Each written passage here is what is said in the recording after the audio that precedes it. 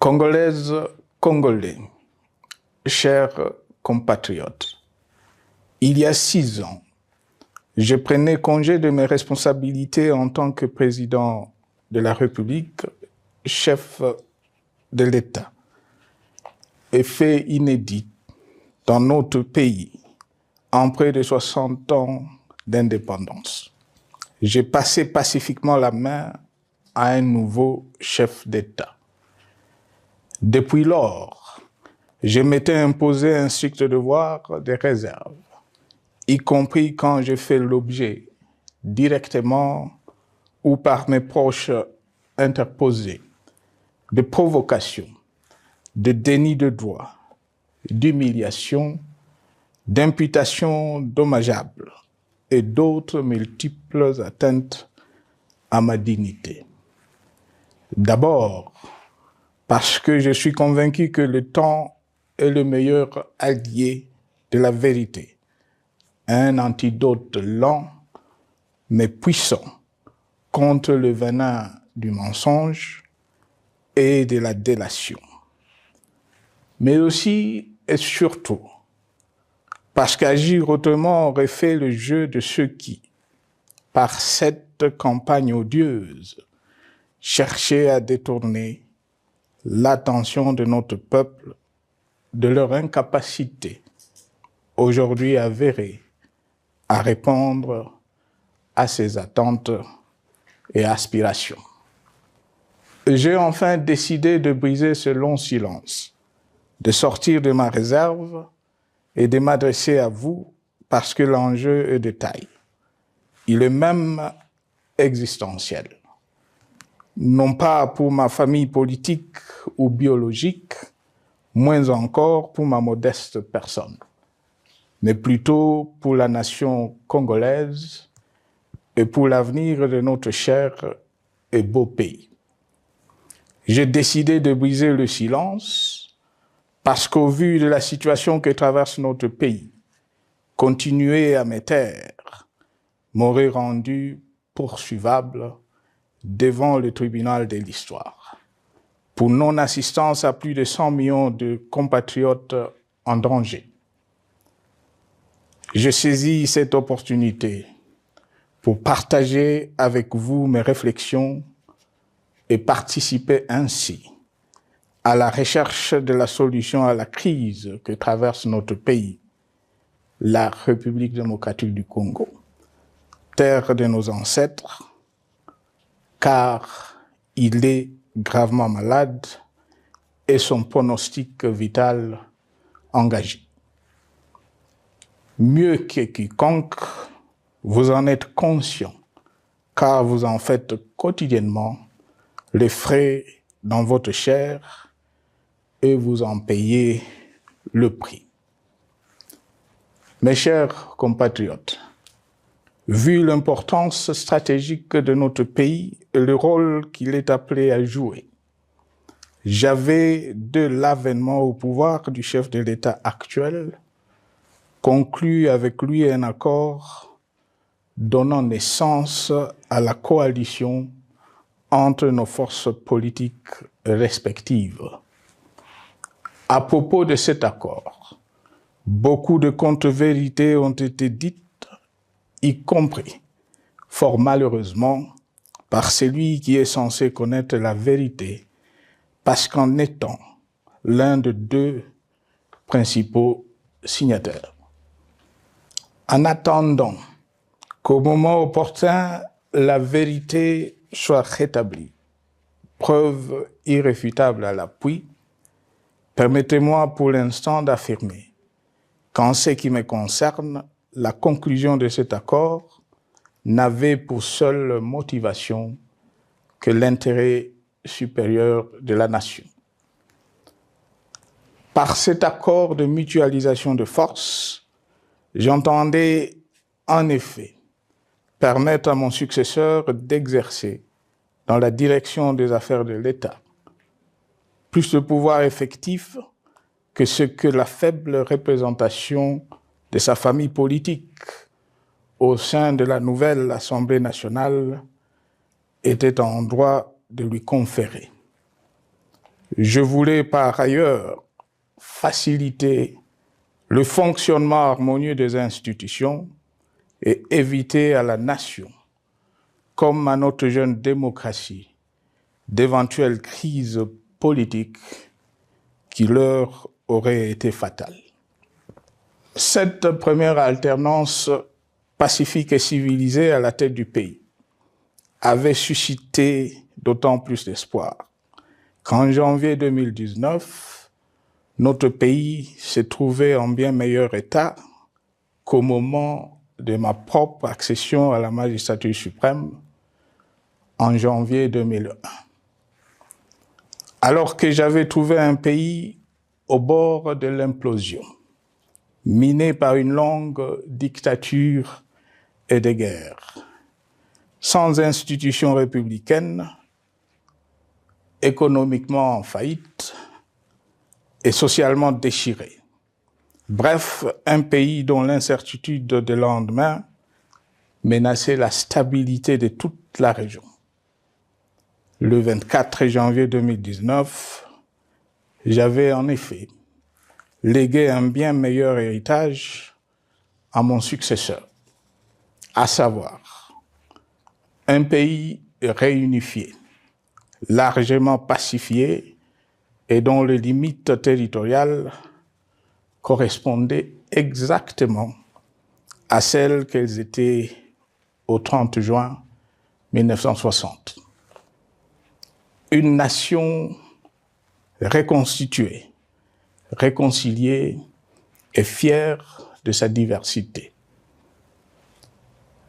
Un État doté d'une constitution progressiste et des institutions fonctionnant harmonieusement. Une économie dynamique et résiliente et débarrassée du fardeau de la dette hérité de régimes antérieurs, du fait de multiples réformes structurelles engagées. Une armée nationale républicaine de plus en plus professionnelle et capable de relever le défi de la défense de l'intégrité du territoire national. Une démocratie en constante consolidation, avec notamment l'organisation sur fonds propres d'un troisième cycle électoral. Le cœur serré, je constate qu'à peine 6 ans après, ce bel héritage en indivision, légué à l'ensemble de notre peuple, a été complètement dilapidé par celui qui en avait reçu la garde. Que notre pays offre un spectacle de plus désolant et qu'il suscite d'autant plus de désespoir au sein de notre peuple et de pitié et de moquerie à travers le monde, que l'inconscience de ses dirigeants ne permet aucun espoir de redressement. Cette détérioration rapide de la situation générale du pays est principalement due à l'iverse du pouvoir sans limite. Le nouveau dirigeant s'illustre en effet par une série de remises en cause, reniements et violations intentionnelles de la Constitution, avec en toile de fond la volonté irrésistible de concentrer tout le pouvoir entre les mains d'un seul homme, au mépris du pacte qui cimentait la cohésion de notre peuple. Le premier acte de remise en question de ce pacte républicain, véritable socle de stabilité et de cohésion nationale, a consisté à violer délibérément la Constitution et les lois pertinentes lors du premier remaniement de la Cour constitutionnelle par le président de la République. La violation de ce texte juridique, fondement de tout état de droit, pour de simples raisons de confort politique est devenu, depuis lors, une marque distinctive de la gouvernance de notre pays. Dans le même esprit, en décembre 2020, il fut organisé un coup d'État institutionnel à la suite du renversement en pleine mandature d'une majorité parlementaire, pourtant dévolue par le peuple souverain, ainsi que le gouvernement qui en était issu. S'en sont ainsi suivis la nomination illégale de membres de la Commission électorale nationale indépendante, ainsi que le simulacre des élections de décembre 2023, organisées en violation du cadre juridique et de normes internationales pertinentes, qui, par une ampleur sans précédent de la fraude, ont amplifié l'illégitimité des institutions et de leurs animateurs. Le coup de grâce a été donné par l'annonce du projet de changement de la Constitution, un projet dont la réalisation liquiderait totalement le consensus national de Sun City. Les conséquences négatives de cette gouvernance non orthodoxe sont pour le moins stupéfiantes. Le pays est ainsi devenu un espace de non-droit. La République a cessé d'être démocratique et la volonté du chef de l'État tient désormais lieu de loi suprême, supplantant la Constitution et les lois. En revanche, érigé en politique du gouvernement, le populisme et la démagogie, le mensonge et l'arrogance, la discrimination et la stigmatisation de certaines composantes de notre peuple, l'institutionnalisation du tribalisme et du népotisme, l'opposition de communautés nationales les unes aux autres, le discours de haine et l'injustice ainsi que l'impunité ont d'autant plus aisément détruit la cohésion nationale et le vivre ensemble que l'opulence outrancière et le non-respect de la parole donnée sont les maîtres mots de la classe politique au pouvoir. Ce qui a rendu le pays fragile et donc vulnérable. Plus grave, le repli identitaire, dangereux pour l'édification de toute nation, a refait surface, avec ses vieux démons dont l'intolérance et la division est circonstance aggravante. Cela est non seulement toléré et impuni, mais aussi et surtout véhiculé et financé par les tenants du pouvoir. Face à cette dérive, le Parlement a abdiqué de sa mission constitutionnelle de contre-pouvoir. Il a ainsi cessé d'être le temple de la démocratie, le lieu par excellence de l'expression législative et la volonté du souverain primaire, pour ne plus être qu'une chambre d'enregistrement de la volonté d'une seule personne.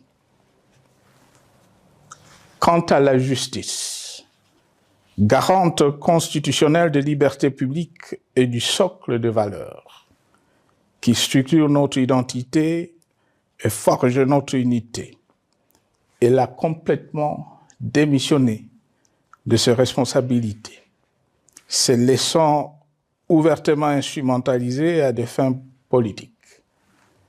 Elle n'est donc plus qu'un instrument d'oppression d'une dictature qui tente désespérément de survivre à contre-courant de l'histoire, par la terreur et l'imposition de la pensée unique. Rôle peu louable, qu'elle partage avec les milices tribales, ainsi que la police et le service de renseignement, eux aussi détournés de leur noble mission de protection des citoyens et de sécurisation de l'État. Sur le plan économique, la situation est de plus inquiétante. Malgré l'augmentation des recettes publiques, essentiellement due à l'arrivée à maturité de toutes les réformes courageusement votées de 2002 à 2018, notamment le nouveau code minier, forestier, des hydrocarbures, des assurances et de la sous-traitance, et un niveau d'aide financière accru de la part des institutions de Bretton Woods. Aucun investissement n'a été réalisé pour doter le pays d'infrastructures modernes, soutenir des réformes structurelles et stimuler la croissance. Par contre, l'inflation et la dépréciation monétaire, jadis vaincues, sont de retour. La corruption et le détournement de deniers publics ont atteint un niveau inédit. Et l'endettement public que nous avions maîtrisé de 2010 a de nouveau grimpé en flèche, dépassant la barre des 10 milliards de dollars et suscitant des inquiétudes légitimes quant à la solvabilité à moyen et long terme du pays. Les conséquences sur le plan social sont aussi dramatiques. Aggravation du chômage, accumulation des arriérés des salaires des agents de l'État, baisse drastique du niveau de vie de la population et recrudescence du banditisme urbain, de l'exode rural et de la famine dans un nombre croissant de provinces. Les Congolais sont désormais en proie à une véritable angoisse existentielle. Parmi les victimes résignées de ce gâchis se trouve en bonne place notre jeunesse, qui a été pourtant de tout le combat démocratique et qui a beaucoup cru aux vertus de l'alternance pacifique. Aujourd'hui, sans repère ni perspective sérieuse du lendemain, ils se sont abandonnés, laissés à la merci des entrepreneurs de conflits et de vendeurs d'illusions de tous bords. Rien de ce qui lui a été promis depuis 6 ans n'a été réalisé. À cette jeunesse désabusée, comme à l'ensemble de notre peuple, nous tenons à donner une assurance. L'échec d'un régime compromet, mais ne scelle pas définitivement le sort d'un peuple. Mes chers compatriotes, s'agissant de la situation sécuritaire, dans les grandes agglomérations comme dans nos campagnes, elle est partout plus que préoccupante.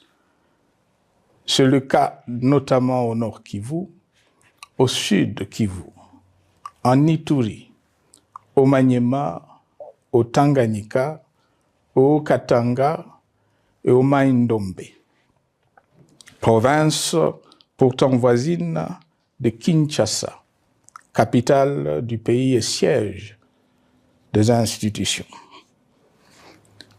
Le sang de nos compatriotes civils et militaires, valeureux officiers et soldats des rangs, mais aussi députés, éminents membres de la société civile ou de partis politiques, a ainsi abondamment et gratuitement coulé.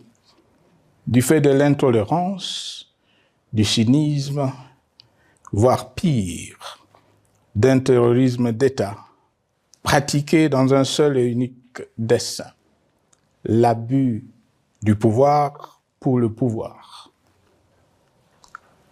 C'est le cas, entre autres, de plusieurs centaines de détenus du centre pénitentiaire de rééducation de Makala, sauvagement abattus dans la nuit du 1er au 2 septembre 2024, victimes sans défense d'un crime incontestable contre l'humanité, à ce jour resté impuni.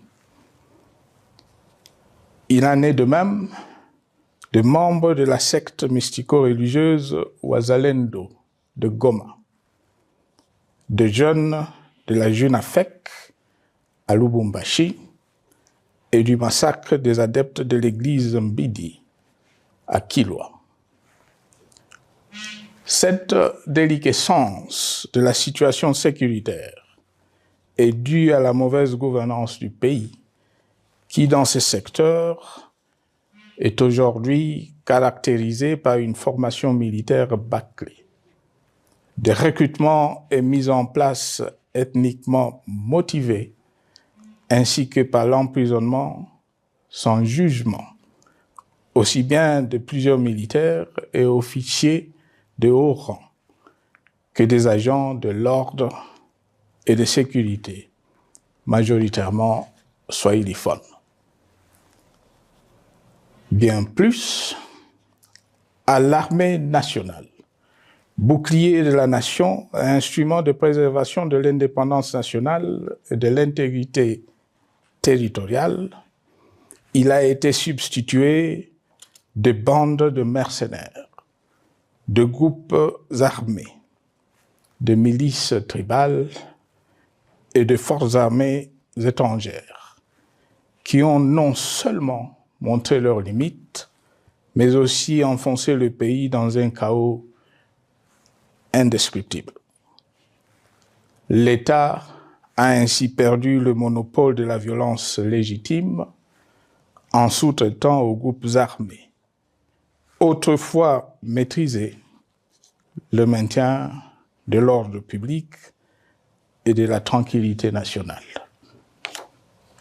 Et comme si cela ne suffisait pas, l'armée nationale est vilipendée, conspuée et tournée en dérision par les autorités qui n'assument jamais rien alors qu'elles sont censées veiller à sa consolidation et à sa respectabilité. Pour les avoir formés, commandés et conduits au front, je connais nos soldats, boucs émissaires aujourd'hui de toutes les contre-performances enregistrées sur les champs de bataille. Ils ne sont pourtant pas intrinsèquement moins bons, moins nationalistes et moins loyaux. Ce qui a changé entre-temps, c'est la qualité du commandement et de leur prise en charge.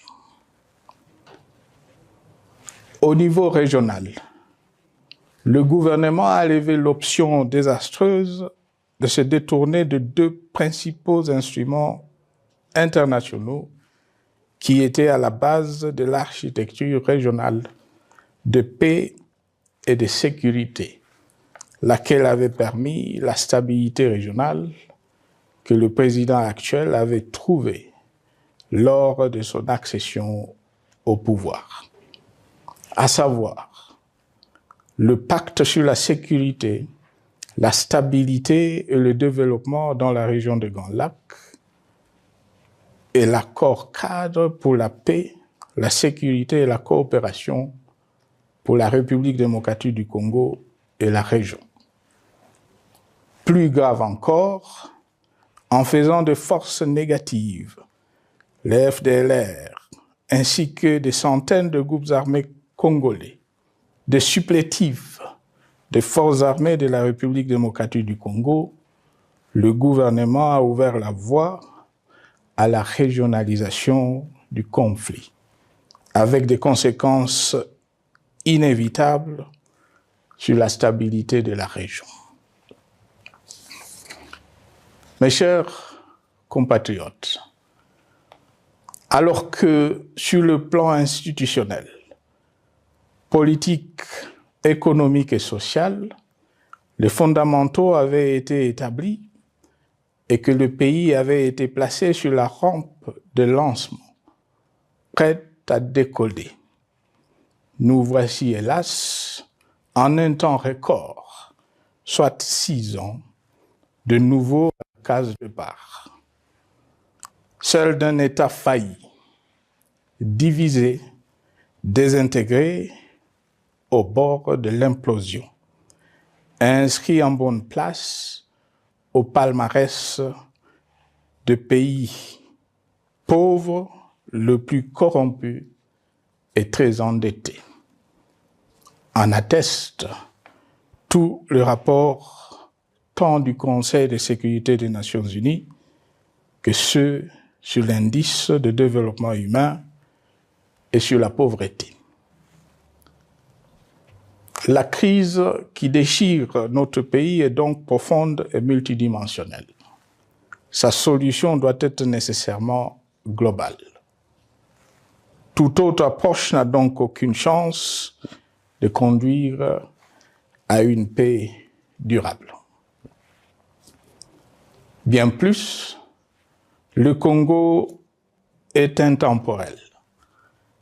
Il n'appartient pas à tel ou tel régime politique, ce dernier étant par définition rotatif et donc passager en démocratie. Il appartient plutôt au peuple congolais dans sa grande diversité.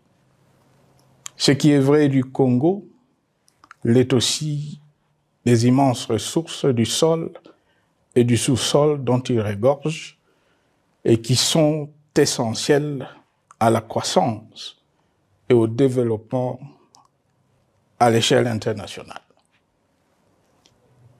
Que tous, au pays comme à travers le monde, en tiennent compte et qu'ils inscrivent leurs projets dans une perspective qui privilégie l'intérêt du Congo et des Congolais, plutôt que celui de ceux qui, à un moment ou à un autre, dirigent le pays. Cela étant, pour sauver le Congo, les griefs légitimes du peuple congolais contre le régime en place ne peuvent être éludés. Ils doivent plutôt être pris en compte. La dictature doit prendre fin et la démocratie, tout comme la bonne gouvernance économique et sociale, doivent être restaurées. Car, comme en témoigne l'histoire, il ne peut y avoir de solutions sécuritaires définitives sans solution politique sincère.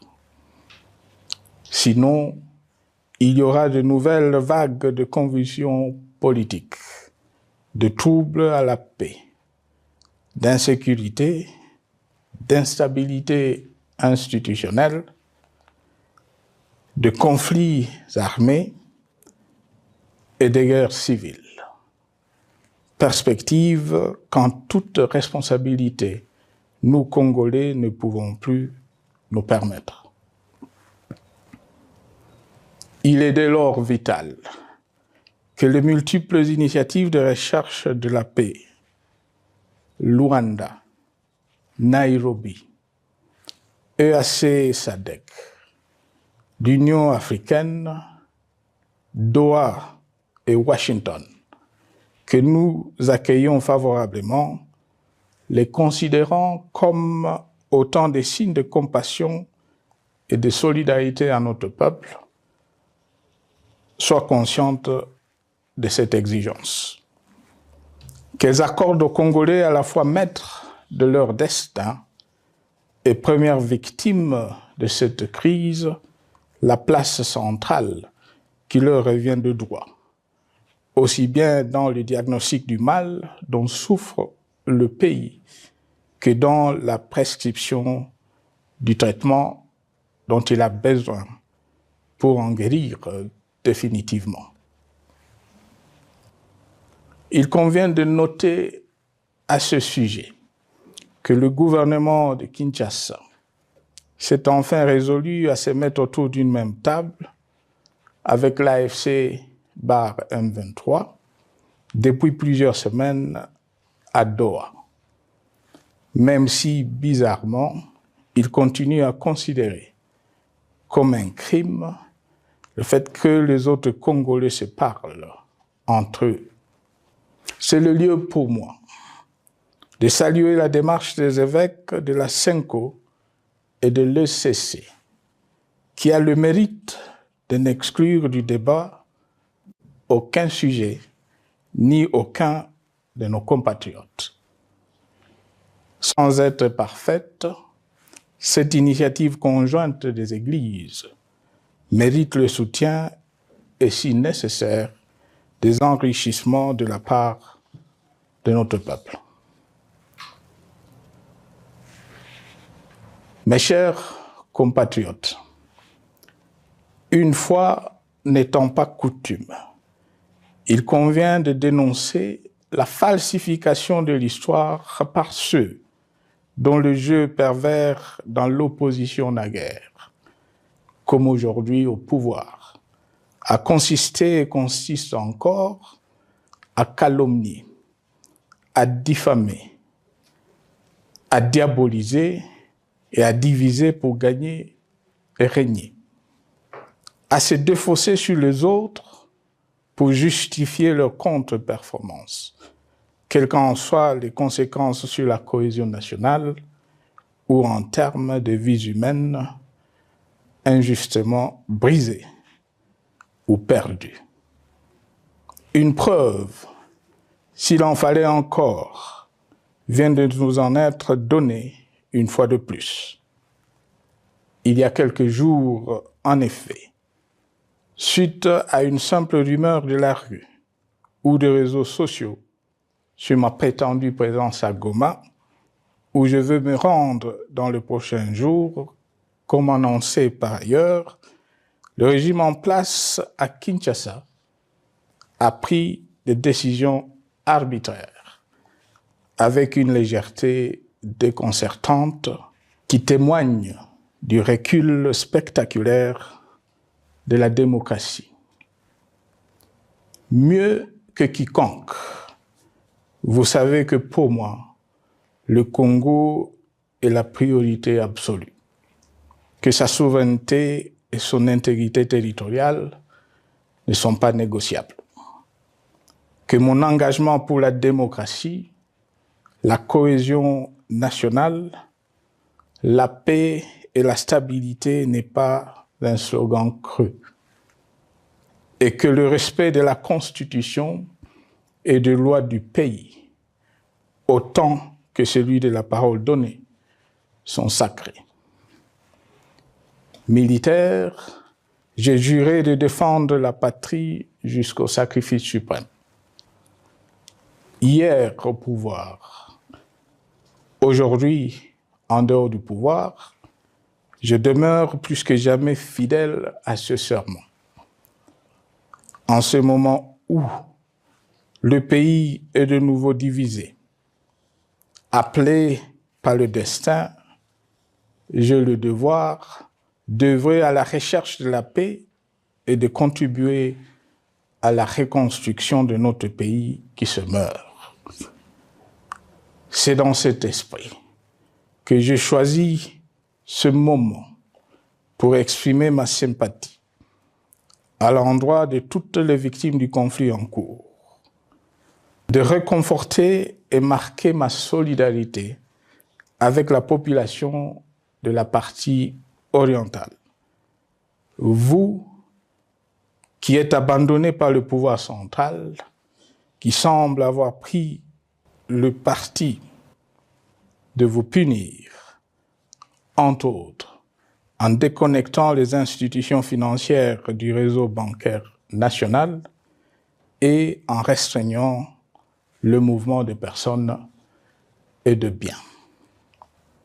Ces décisions et bien d'autres vous asphyxient et rendent votre vie plus précaire que jamais. J'en appelle aux uns et aux autres, en particulier au gouvernement, d'humaniser les conditions de vie de nos compatriotes de cette partie du territoire national.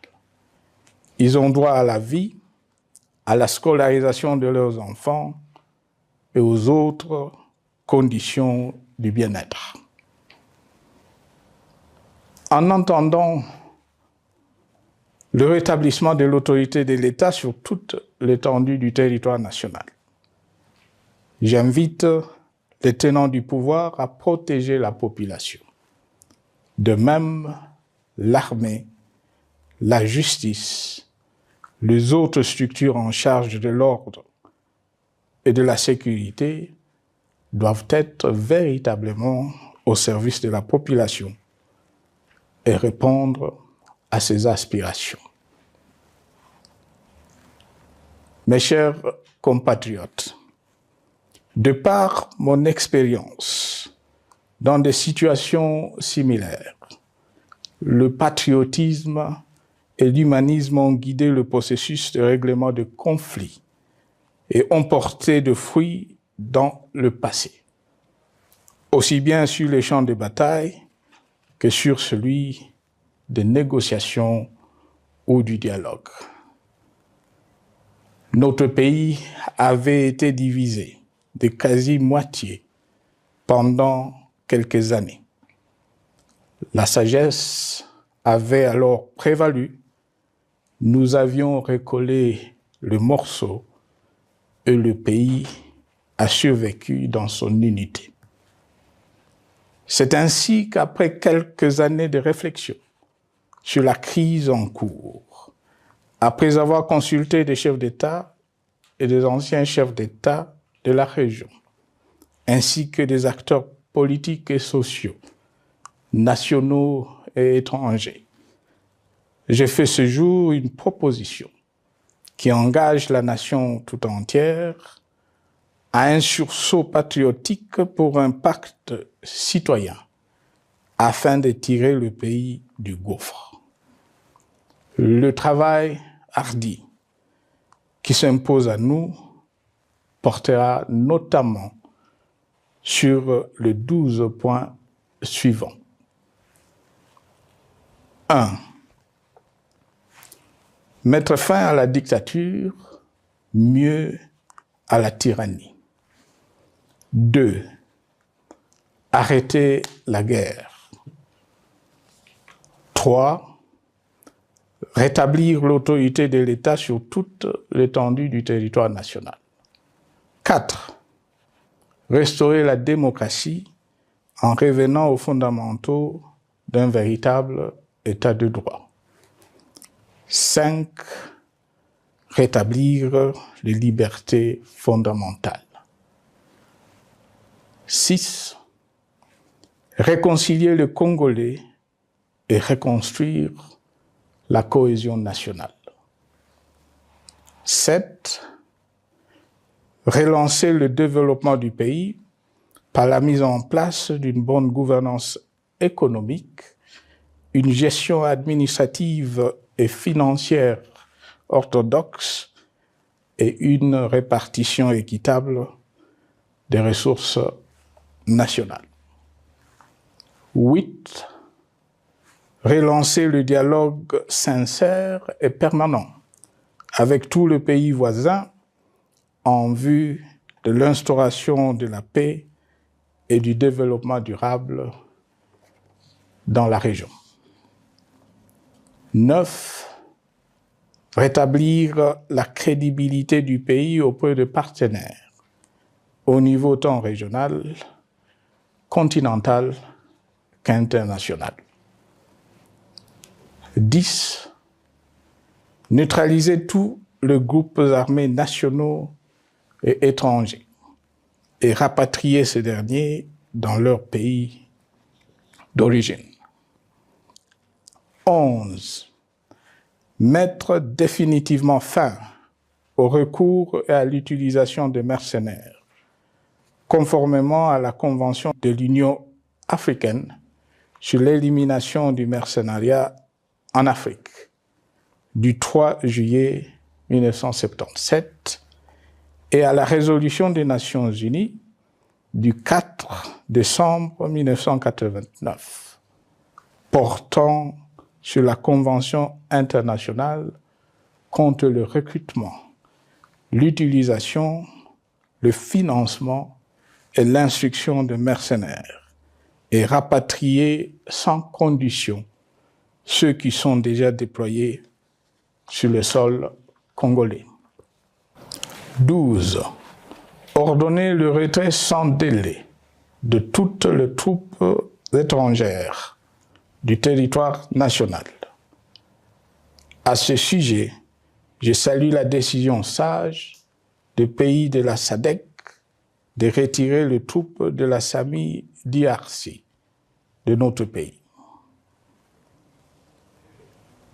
Vu l'immensité de la tâche ainsi décrite, je lance un appel solennel à tous les Congolais, sans distinction de sexe, d'ethnie, d'âge, de classe sociale, de zone géographique ou d'appartenance politique, qui aiment passionnément le Congo, qui sont prêts à tous les sacrifices, qui adhèrent sans réserve au pacte républicain de Sun City et qui tiennent au respect de la Constitution du 18 février 2006, à se dire autour de ces objectifs.